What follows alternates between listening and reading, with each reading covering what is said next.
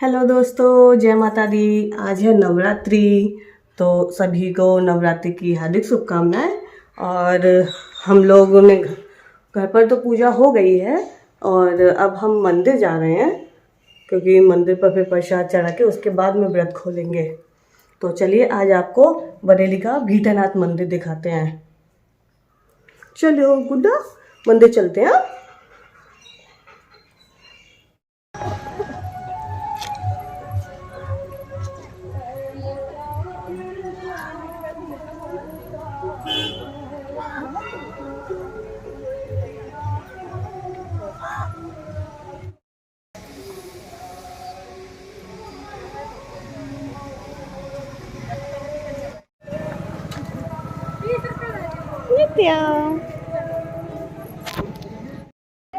तो ये है भीटानाथ मंदिर। जैसे कि बरेली को नाथ नगरी भी कहा जाता है, उन्हीं नाथों में से एक नाथ है भीटानाथ जी। तो ये है भीटानाथ मंदिर का प्रवेश द्वार, और प्रवेश द्वार पर लगा हुआ है ये घंटा। ये घंटा किसी की मनोकामना पूर्ण होने पर उसने चढ़ाया था। शायद 1 से 1 कुंटल के आसपास का ये घंटा है, और किसी की मनोकामना जब पूर्ण हुई थी तो उसने ये चढ़ाया था। और ये है मंदिर का प्रांगण। प्रांगण काफ़ी बड़ा है, और यहाँ पर मंदिर में महंत जी और यहाँ पे जो भी सेवा आयोजक जो होते हैं वो सभी रहते भी हैं। तो यहाँ पर गाय और उनके रहने वहने का सभी इंतज़ाम भी है। पंडित महंत जी ज़्यादातर लोग यहाँ पर रहते भी हैं। और इस मंदिर की मान्यता काफ़ी है। बाहर से भी लोग इस मंदिर में भीटानाथ जी के दर्शन करने के लिए आते हैं। यहाँ पर मंदिर के दरवाजे पर ही आपको प्रसाद भी मिल जाएगा, और मंदिर के अंदर ही आज जैसा आप देख रहे हैं फूल वगैरह सभी कुछ मिल जाता है। यहाँ पर जल चढ़ाने के लिए और थाली वगैरह सभी कुछ आपको मंदिर में ही मिल जाएगा। काफ़ी जगह में ये मंदिर बनाया गया है। और चलिए अब आपको भीटानाथ जी के दर्शन भी कराते हैं। वो तो जो था वो मेन द्वार था जहाँ से हम एंट्री किए थे, और अब ये है मंदिर के अंदर जाने के लिए दरवाज़ा। तो यहाँ दरवाजे पर ही आपको एक थाम नज़र आएगा। पीपल महाराज जी के नीचे ये जो थाम है, ये भी यहाँ पर ये थाम मिलेगा आपको। और फिर थाम के बाद में आपको ये छोटे से द्वार से भीटानाथ जी के दर्शन करने के लिए जाना होगा। ये देखिए, आप भी आज भीटानाथ जी के दर्शन कर लीजिए। ये है भीटानाथ जी का शिवलिंग। जैसे कि आप जानते हैं नाथों में एक नाथ भीटानाथ भी हैं। तो यहाँ आप नाथ जी के दर्शन करने के बाद में ये यहाँ से दूसरे गेट से निकलेंगे, और निकलने के बाद ही आपको ब्रह्मदेव महाराज के धाम मिलेगा। और फिर ब्रह्मदेव महाराज के दर्शन करने के बाद में पीछे आपको एक शनिदेव महाराज जी का मंदिर मिलेगा। यहाँ से फिर शनिदेव महाराज जी के दर्शन करने के बाद आपको ऐसे छोटे छोटे काफ़ी यहाँ पर मंदिर नज़र आएंगे।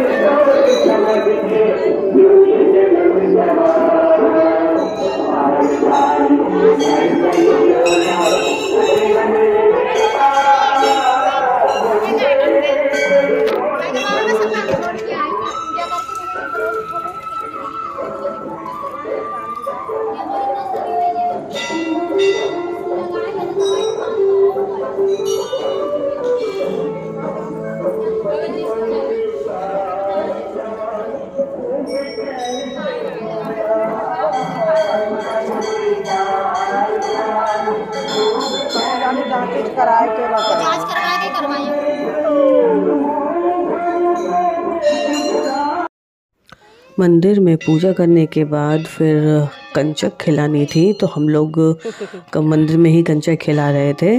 तो दही जलेबी हम ले आए थे, तो दही जलेबी मम्मी सबको वितरित कर रही हैं।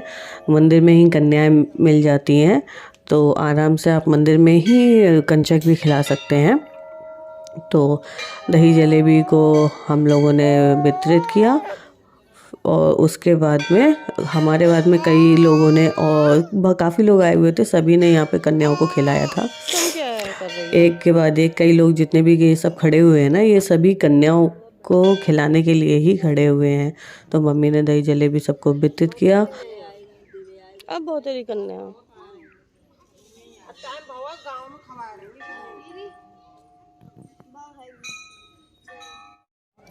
हमने जब कन्याओं को खिला दिया, उसके बाद दूसरे लोग जो थे वो कन्या खिला रहे थे, तो उन्होंने नित्या को भी बैठा लिया। तो देखिए नित्या ने पहली बार कन्या खाई हैं और नित्या ने कन्या खाने में उन्होंने सिर्फ खीर ही चाटी थी और बहुत मन से उन्होंने इसको खाया था।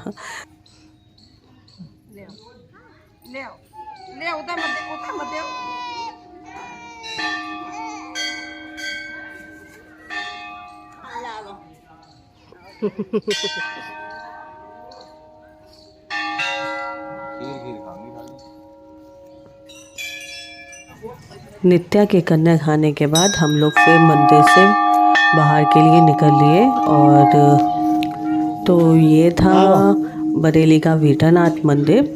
और मंदिर से बाहर जब हम जाते हैं तो बाहर की साइड में काफ़ी दुकानें लगी होती हैं, कुछ प्रसाद की दुकानें, छोटे छोटे स्टॉल लगे होते हैं प्रसाद के, टिक्की, चाट, बतासे, हर चीज़ होती है।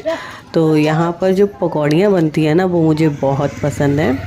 मैं यहाँ इस मंदिर में जब भी, ज़्यादातर हम लोग सोमवार को यहाँ ज़रूर आते हैं, तो मैं जब भी यहाँ सोमवार को आती हूँ तो मुझे ये पकौड़ियाँ बहुत पसंद है। मैं वो पकौड़ियाँ बहुत खाती हूँ। देखिए यहाँ पर गर्मा गर्म पकौड़ियाँ बन रही होती हैं, तो इन पकौड़ियों को मैं ज़रूर खाती हूँ। तो जब हम लोग निकले उसके बाद में मैंने कहा कि मुझे तो पकौड़ी खाने का मन था, तो फिर मम्मी मेरे लिए पकौड़ी लेकर आई थी और मैंने पकौड़ी खाई और फिर उसके बाद में हम लोग घर के लिए निकल लिए थे। तो ये था बरेली का भीटानाथ मंदिर। आपने भी भीटानाथ जी के दर्शन किए और हमने भी दर्शन करने के बाद और कन्या खाने के बाद, खिलाने के बाद, खाने के बाद हम लोग घर के लिए वापस निकल लिए। तो आज का ब्लॉग यहीं तक के लिए, आपसे मिलते हैं फिर अगले ब्लॉग में। तब तक के लिए बाय बाय, अपना ध्यान रखिएगा।